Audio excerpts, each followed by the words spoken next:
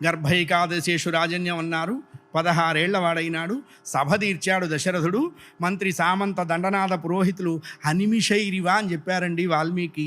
రెప్పపాటు మరచి చూస్తున్నారట. దశరథుడి ప్రక్కన నిలబడి ఉన్నటువంటి షోడశ కళాప్రపూర్ణుడైనటువంటి శ్రీరామ దివ్య సుందర సందర్శన సద్భాగ్యంలో పులకితులై పునీతులై తడుస్తూ శ్రీరామ దివ్య కరుణాకిరణ ప్రసరణం మన మీద ఎప్పుడా అని వేచి ఉన్నారటండి సదస్యులందరూ కూడా. అలాంటి సమయంలో దశరథుడు కశ్యప ప్రజాపతిలాగా ఉన్నారు. కుడివైపు రాముడు, రాముడికి దిగువన భరతుడు, ఎడమవైపు లక్ష్మణుడు, లక్ష్మణుడికి దిగువన శత్రుసూదనుడు. ఆయన మంచి సూర్యభగవానుడిలాగా ఉన్నట్ట దశరథుడు.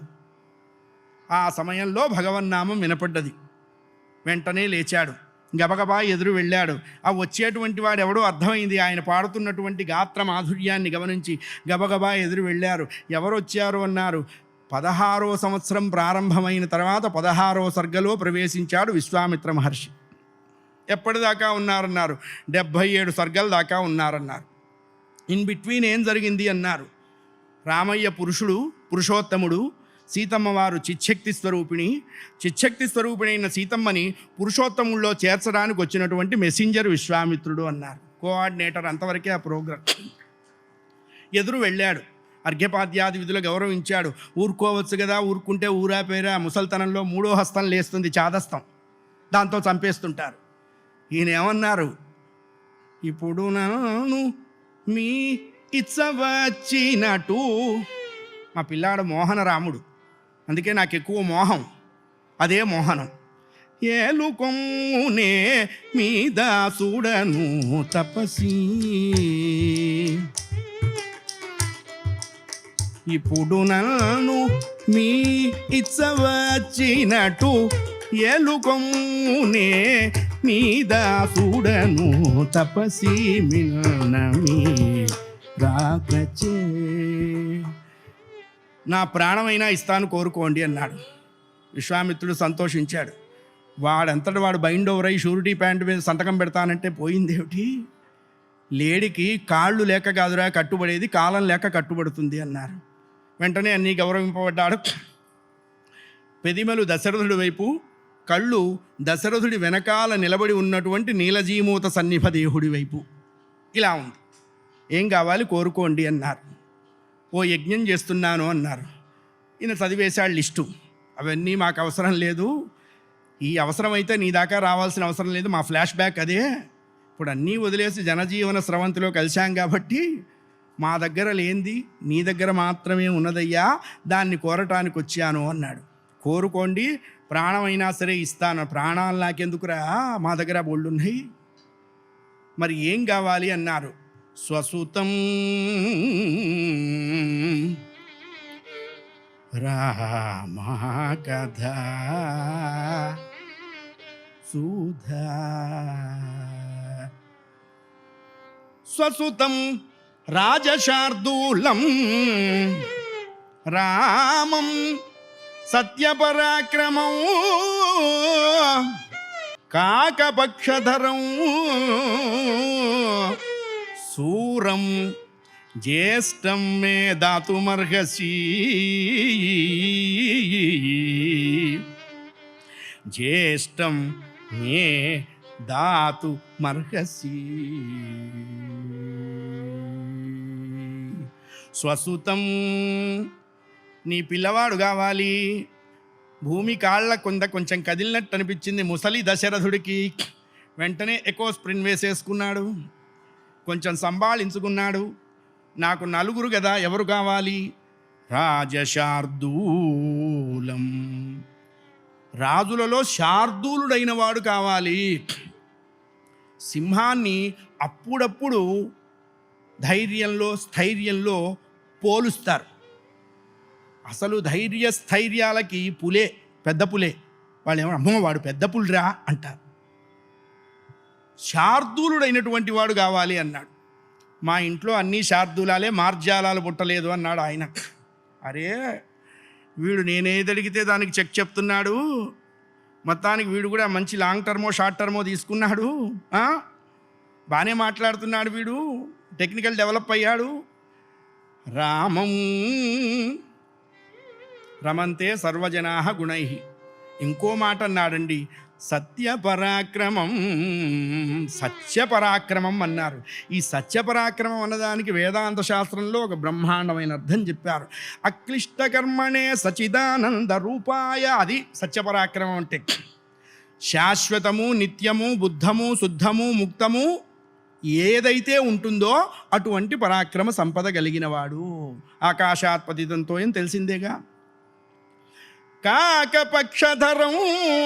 ఇక్కడ విశేషం అండి. అలకలల్లలాడగని. ఎంత తెలుగు అండి. అలకలల్లలాడగని ఏం తెలుగు అండి ఆ తెలుగు. వాళ్ళు ఏం తిని రాశారు? సద్దెన్నం తిని రాశారు. మనం సమోసాలు తిని సమాసాలు దొరక్క చచ్చిపోతుంటాం. గోడ, మేడ, పేడ, కూడ, ఆడ, ఈడ ఇవన్నీ. కాకపక్షధరం. కాకపక్షములు అన్నారు. ఇది రాముడికి మాత్రమే ఉంది. ఏమిటి సౌందర్యం అన్నారు. ముంగురులు అని వెనకట్లో పిల్లలకు ఉండేవిట్ట, ఒత్తైన జుట్టు, అవన్నీ మొహం మీద పడిపోతుంటే పాపం తల్లులు వాడిని ఒళ్ళో కూర్చోబెట్టి అంత ఆమదమో కొబ్బరి నూనె రాసి అవన్నీ చక్కగా ముడేసేవాళ్ళు. ఇప్పుడు తల్లులకి ఆ ఓపిక లేదు, పిల్లలకి ఆ తీరిక లేదు. కొంపలో నలుగురుంటే 6 సెల్ ఫోన్లు చచ్చి ఉంటాయి. ఎవడికి మాత్రం వాడు గోకుతూనే ఉంటాడు. చివరికి దరిద్రం ఏంటంటే ఆ ఇంటికి వచ్చిన గెస్ట్ కూడా గోకుతూ ఉంటాడు. మరి వాడిని ఎవరూ గోక్కపోతే వాడు ఏం చెయ్యాలి? తిన్నావా, చచ్చావా, ఉన్నావా అని అడగరు. కూర్చో అని వీడు మొదలు పెడతాడు. వాడు దేవమొహం వేసుకొని అటు ఇటు 2 నిమిషాలు చూస్తారు. ఛీ, ఈ జీవితం ఏం జీవితం అంటే వాడు మొదలు పెడతాడు. అంతే కదా. ఈ ఇంటికి ఆ ఇల్లు ఎంత దూరమో ఆ ఇంటికి ఇల్లు అంతే దూరం. సౌందర్యం అంటే అదిట. ఆ ముంగురులన్నీ కౌసల్య పైకి లాగా కట్టేదిట. మహానుభావుడు విశ్వనాథ సత్యనారాయణ గారు రామాయణ కల్పవృక్షంలో చెప్తారు. కొన్ని వెంట్రుకలు అలా జారేవిటండి. జారి కౌసల్యని క్వశ్చన్ మార్క్ చేసి చూసేదిట. కౌసల్య, ఎవరో వాల్మీకి నిన్ను సత్వగుణం అన్నారు కానీ అది ఎక్కడా నీలో కనపట్టలేదే మాకు అని క్వశ్చన్ చేసినట. ఎట్లా ఐడెంటిఫై చేశారు అందుట కౌసల్య. నిజంగా నీకు సత్వగుణం ఉంటే మమ్మల్ని పైకి లాగా కడతావా? నువ్వు ఒక్కత్తేమైనా రాముడి ముఖం చూడాల్సిందానివి, మేము చూడకూడదా? మాకు అదృష్టం లేదా? దుర్మార్గురాలా. ఒకవేళ నువ్వు లాగి కట్టావనుకో, నీ కట్టుడికి నీవు లొంగుబాట్లకు వంగుంటావా? కట్టడం వరకు నీ డ్యూటీ, జారటం మా డ్యూటీ. అలా జారేవిటండి. ఎలా ఉండేది అంటే రామచంద్రమూర్తి ముఖపద్మం మీద కొన్ని వేల నల్లని రెక్కలు కలిగిన తుమ్మెదలు వాల్తే మెల్లమెల్లగా పిల్లగాలి కొడుతుంటే చూడండి, ఆ పద్మం బొడ్డు మీద నిలబడ్డ తుమ్మెద కదలదు, దాని రెక్కలు కదులుతూ ఉంటాయి. అలకలల్లలాడగని. అది సౌందర్యం. కాకపక్షధరం శూరం జ్యేష్టం మే దాతుమర్హసి. ఇంత ఎనలైజేషన్ ఇచ్చాడు. కళ్ళు తెరిచాడు. ఈ క్యాండిడేట్ కనపడలా. ఎక్కడికి పోయినాడా ఈ ముసలివాడు అనుకున్నాడు ఆయన. కాళ్ళ కింద ఏదో తడి అనిపించింది. ఏమిటా అన్నారు. ఈయన ఏడుస్తున్నాడు. ఎందుకురా నాయనా, ఇప్పుడు పేపర్ వాళ్ళు లేనిపోని రాతలన్నీ రాస్తారు, ఎందుకు ఏడుస్తున్నావు అని అడిగారు. నా ప్రాణం ఇస్తానన్నాను కానీ ప్రాణానికంటే గొప్పవాడైన రాముణ్ణి నేను ఇస్తానని లేదు కదా, కాబట్టి నాకు పాపం లేదు అన్నాడు. విశ్వామిత్రుడికి చాలా కోపం వచ్చింది. దాసుగారు రామాయణంలో ఎరయింత నక్క వినయ మెలజూపినావు రేడా, ఎరయింత నక్క వినయ మెలజూపినావు రేడా, కోరిన దొసగెదనని వాకొనలేదా నా తోడ, ఎరయింత నక్క వినయ. ఎరా అన్నట్టండి. ఎవరిని? చక్రవర్తిని పట్టుకొని. ఎవరు? విశ్వామిత్రుడు.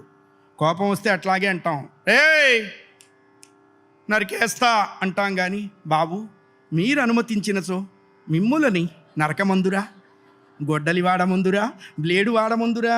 ఈ డైలాగ్ ఉండదు అప్పుడంతా, డైరెక్ట్ డెలివరీనే. ఏరా అబద్ధం ఆడుతున్న నిన్ను చూడటం మహాపాపం అని చెప్పారండి. కల్లలాడువాడు నిక్కముగా నొక్క మగవాడా, హే నీ ముందు నించోవడం కూడా పాపం అంటూ వెళ్ళిపోయినా. ఈయన వెంటబడ్డాడు. ఆయన గుమ్మానికి వెళ్ళి చెప్పాడు, సరే నేను అడిగితే వద్దన్నావు, మీ పంతులు గారు ఉన్నాడుగా మీ ఏ గారు, ఆయన అడుగు, ఆయనంత సమజ్ చేస్తే జర అట్లా పంపు పోరండి, లేకపోతే గీ మళ్ళా ఇట్లా పోతా, గా మళ్ళా నువ్వు అట్లా పో అని చెప్పేశాడు. గబగబా వశిష్ఠుడి దగ్గరికి వెళ్ళారు. మీరు పంపొద్దంటారు కదా, కొంతమందికి ఇదే అన్నీ వాళ్ళే చేస్తుంటారు, మీరు అదే అంటారు, మీరు అది కాకుండా ఇంకేమంటారు, మీరు అదే అనొచ్చు, ఆ డెలివరీ కూడా వీళ్ళే చేసేస్తుంటారు. వశిష్ఠుడు నవ్వాడు. ఎవరెరుంగుదురు రాముని సంగతి, నేను కౌశికుడు తప్ప. అబద్ధవాడినందుకు మూడో వాడైన లక్ష్మణుని కూడా వెంటిచ్చి పంపు అన్నాడు. నెత్తి కొట్టుకున్నాడు దశరథుడు. ఈ ముసలివాడి దగ్గరికి అనవసరంగా వచ్చి ఫైన్ వేయించుకున్నాను, వాడు ఒక్కడిని అడిగాడు, వీడు మూడో వాడిని కూడా పంపమన్నాడు. ఇంటర్నల్గా వీళ్ళ కాంటాక్ట్స్ అన్నీ బాగానే ఉన్నాయి, ఎక్స్టర్నల్గా వీళ్ళకి టగ్ ఆఫ్ వార్ నడుస్తుంది అనుకున్నాడు. ఎందుకు లక్ష్మణుణ్ణి పంపమన్నాడంటే, సీతమ్మ లేని రాముణ్ణి మనం రామాయణంలో చూస్తాం, లక్ష్మణస్వామి లేని రాముణ్ణి మనం ఎక్కడా చూడం. వెడలెను కోదండపాణి అనుజ సౌమిత్రి గూడి. ఎందుకు చెప్పారు చాగయ్య గారు? శిరమున కొండియుజారా ఉరమున హారములు మెరయ, కరమున శరచాపములు ఘనముగా వెలయ. సురుచిర వాద్యములు మ్రోయ, సురలెల్లరును తులుసేయ, వరత్యాగరాజనుతుడు వసుధ భారమెల్లదీర్ప.